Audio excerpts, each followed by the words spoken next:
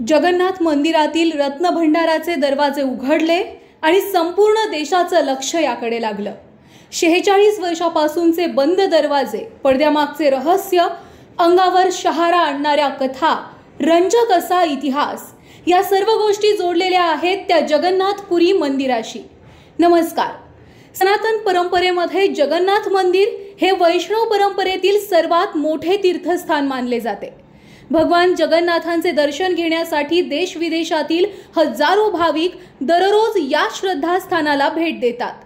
ओडिशामध्ये स्थित असणारे जगन्नाथ मंदिर हे भाविकांच्या श्रद्धेचं आणि भक्तीचं सुद्धा प्रतीक आहे। श्री विष्णू आणि कृष्णाचे पृथ्वीवरचे वैकुंठ रूप मानले जाणारे हे मंदिर अतिप्राचीन असल्याचे पुरावे मिळतात। हे मंदिर वैष्णव परंपरेतील सर्वात मोठे तीर्थस्थान मानलं जातं। जगन्नाथ धाम या मंदिराचा रंजक इतिहास आणि संबंधित माहिती नेहमीच चर्चेचा विषय राहिलाय। मंदिरातील रत्नभंडाराचे दरवाजे उघडणे, मंदिरावरील ध्वजाचे विरुद्ध दिशेला फडकणे यासारख्या एक ना अनेक गोष्टींमुळे या मंदिरानं सर्वांचंच लक्ष वेधून घेतलंय। हिंदू धर्माशी संबंधित 4 प्रमुख तीर्थक्षेत्रांपैकी एक म्हणजे भगवान जगन्नाथ मंदिर। या मंदिरात भगवान जगन्नाथ, त्यांचा मोठा भाऊ बलभद्र आणि बहीण सुभद्रा यांच्या मूर्ती दिसतात। ओडिशा सरकारने जगन्नाथ मंदिरातील रत्नभंडाराचे दरवाजे उघडण्याच्या सूचना केल्या।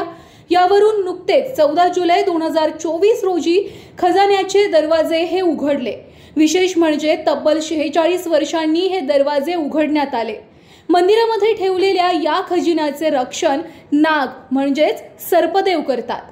शिवाय आत जाणाऱ्या लोकांना काहीतरी त्रास होतो अशा सुद्धा कथा या जगन्नाथ मंदिरातील रत्नभंडाराच्या संदर्भात देशभरात प्रचलित आहेत। मार्च 2018 मध्ये जनहित याचिका केल्यानंतर ओरिसा उच्च न्यायालयानं ASI ला रत्नभंडाराच्या स्थितीची तपासणी करण्यास आणि स्थिती अहवाल सादर करण्यास सांगितलं होतं।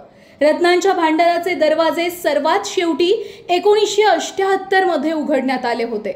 जगन्नाथपुरी मंदिरामध्ये रत्नभंडाराचे 2 भाग अशी रचना आहे, एक आतील भागातील भांडार आणि एक बाहेरील भागातील भांडार।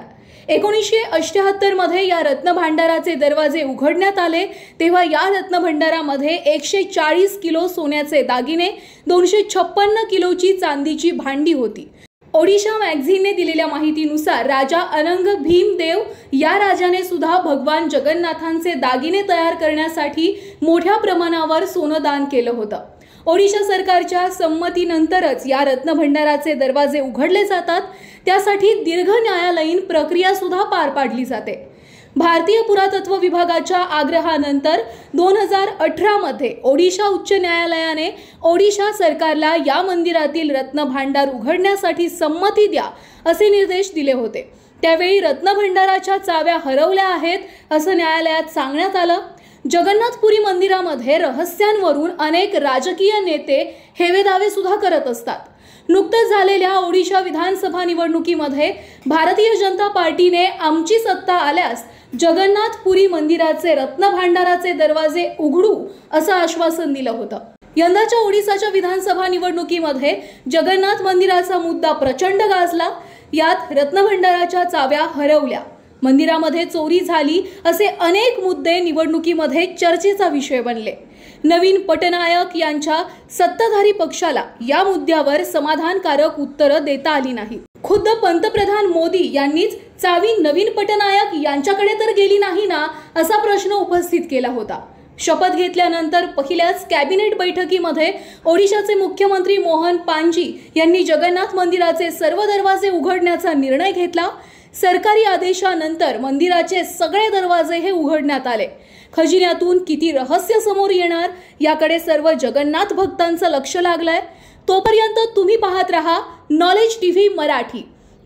तुम्हाला हा व्हिडिओ कसा वाटला आम्हाला कमेंट करून नक्की सांगा। व्हिडिओला लाईक करा आणि अशाच माहितीपूर्ण व्हिडिओसाठी आमच्या YouTube चॅनलला फॉलो करा।